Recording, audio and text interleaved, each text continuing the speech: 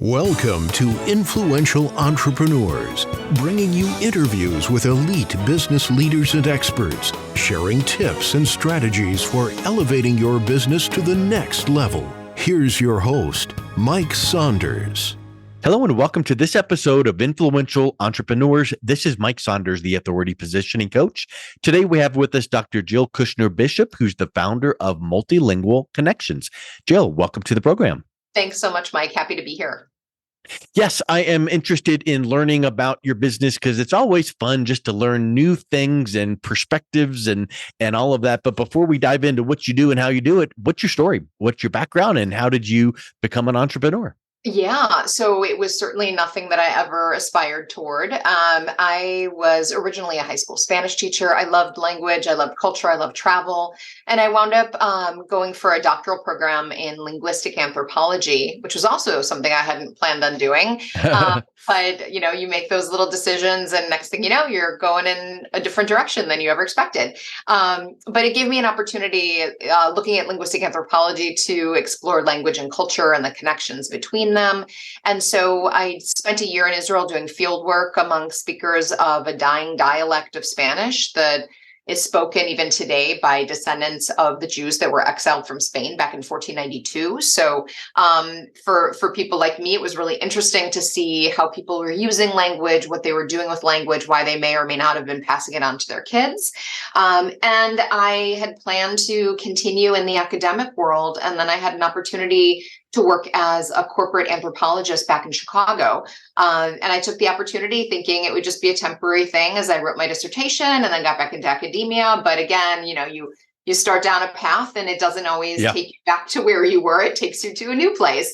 And so I started my company about 18 years ago. And even the company has grown and changed over time.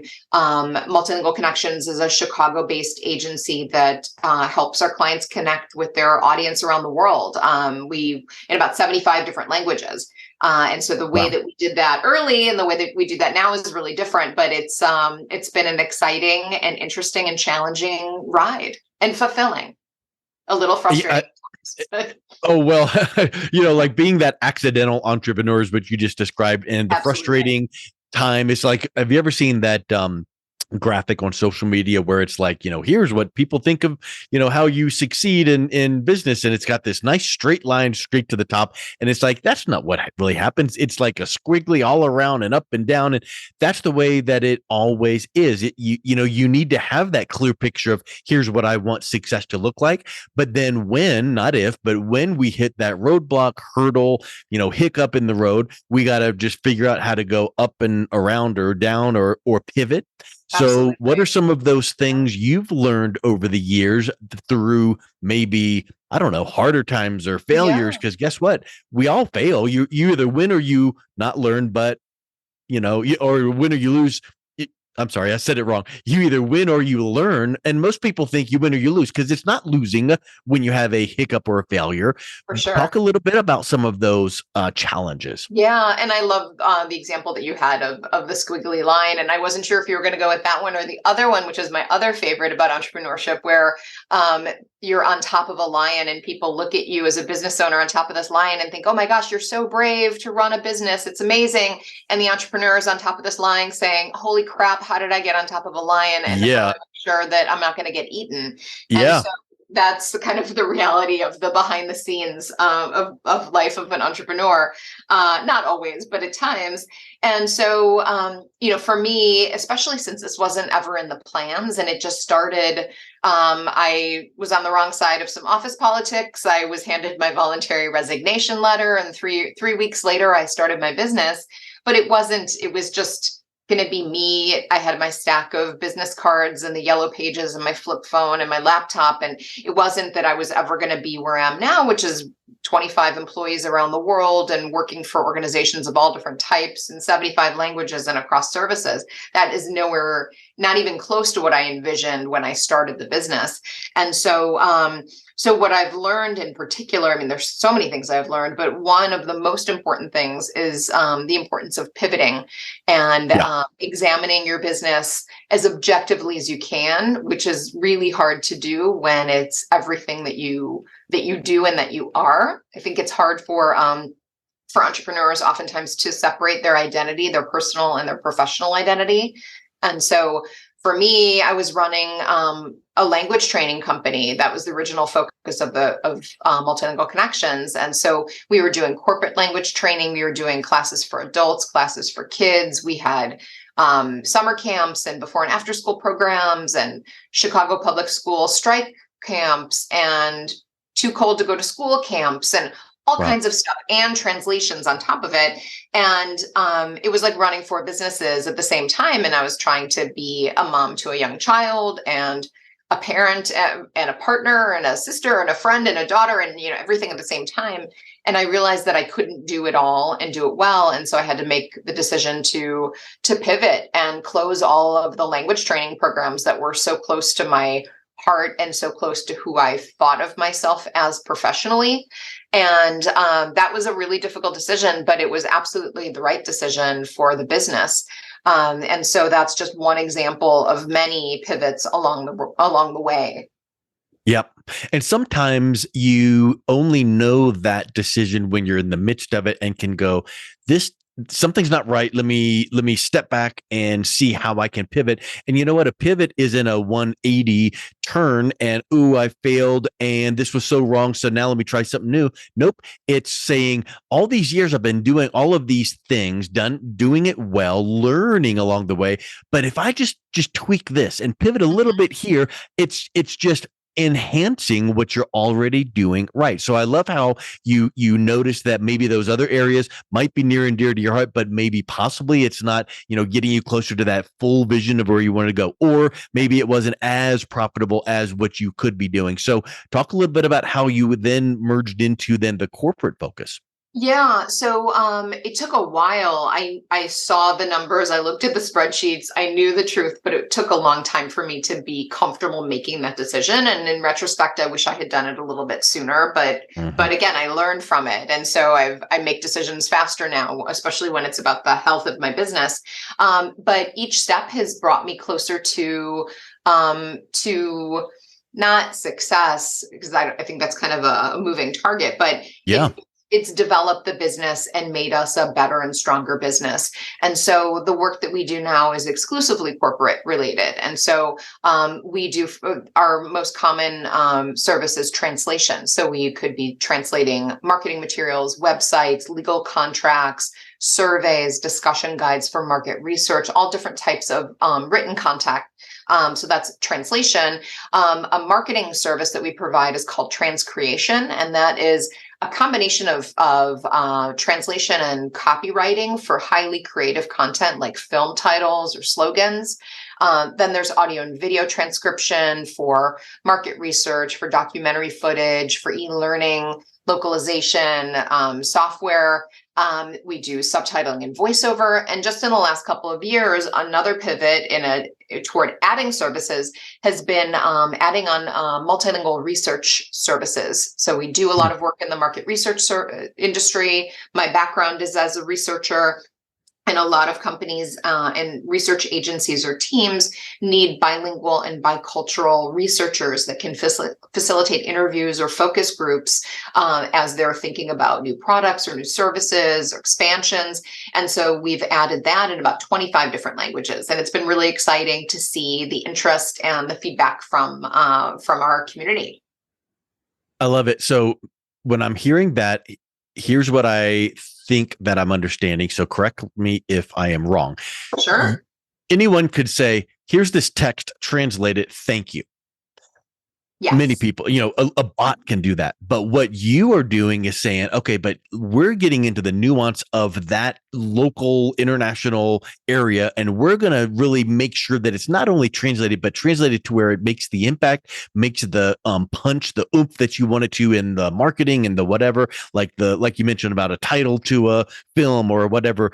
It might be translated this, but boy, if we said it this way, it's going to really resonate with them correctly.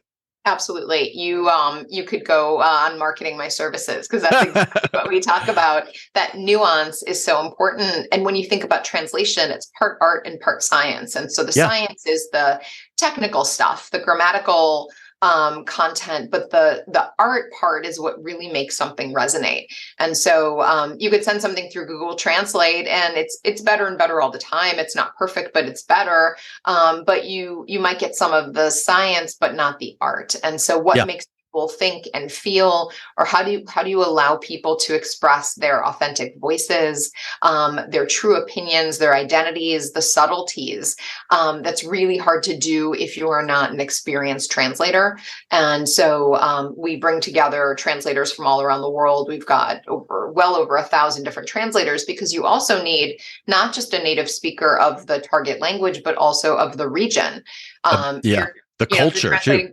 Exactly. So you're translating for Canadian French versus French spoken in Europe or in Africa. It's a different language, different dialect, different cultural nuance, different expectations, sometimes different grammatical or orthographic norms.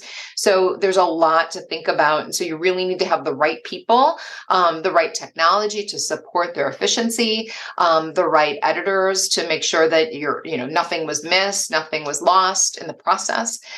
So it is a very complex process. It's kind of like redoing your house. You could find somebody to do tile and to do drywall and to do paint and to do every aspect of it. But how do you verify that each one of those does the job right? And then how do you coordinate all of the process? So working with an agency, whether it's us or another professional agency, we help make sure that the whole project flows, that there's the right steps at the right time and the right people, and you can concentrate on the other stuff that you do that's actually part of your job. Yep.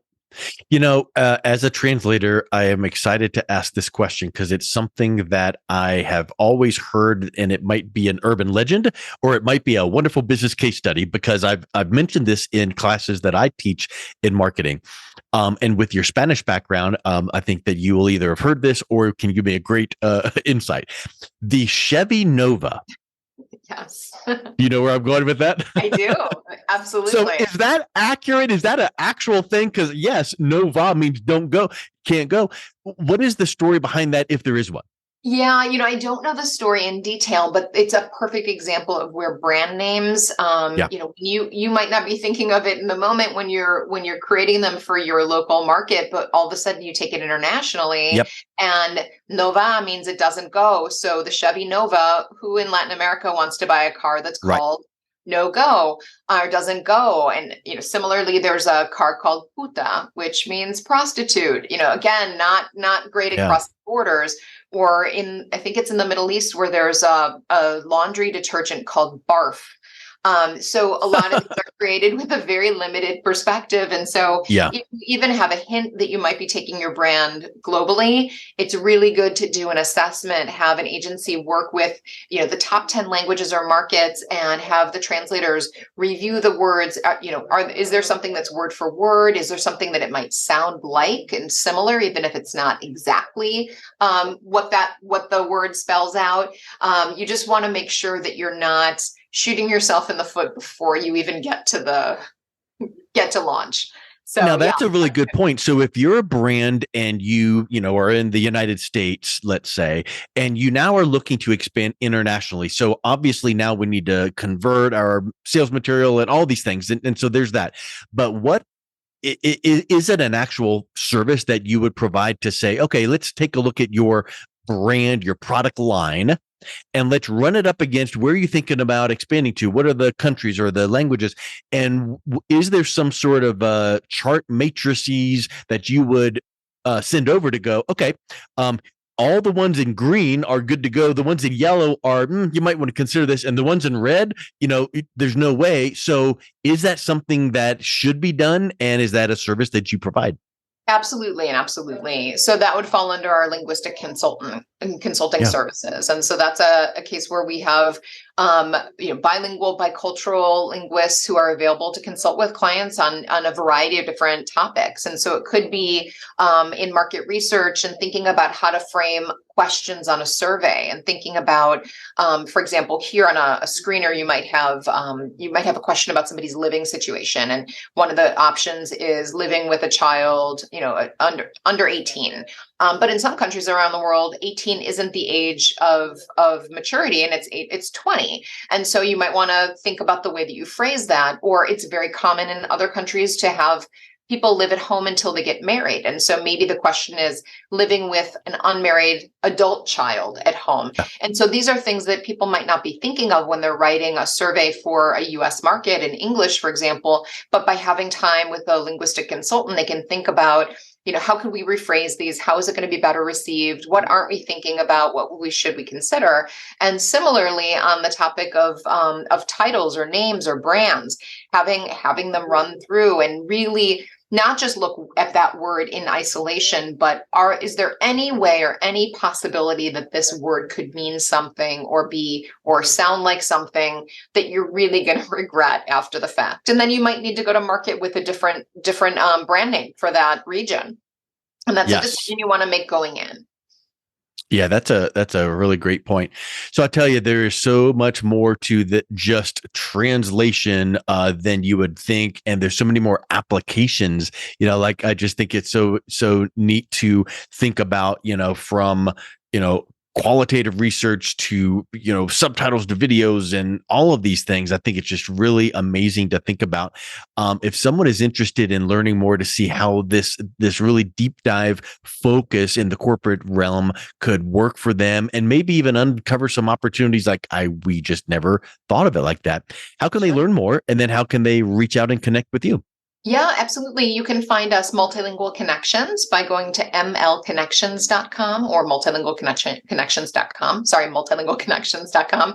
And you can find me, Jill Bishop, on LinkedIn. And I'd be happy to chat. Whether you have something specific, you're just kind of curious and want to think about the future as far as language and culture goes, I would love the opportunity. Excellent. Well, Jill, thank you so much for coming on. It's been a real pleasure talking with you today. Thanks so much, Mike. I really appreciate it and enjoyed it. You've been listening to Influential Entrepreneurs with Mike Saunders. To learn more about the resources mentioned on today's show or listen to past episodes, visit www.influentialentrepreneursradio.com.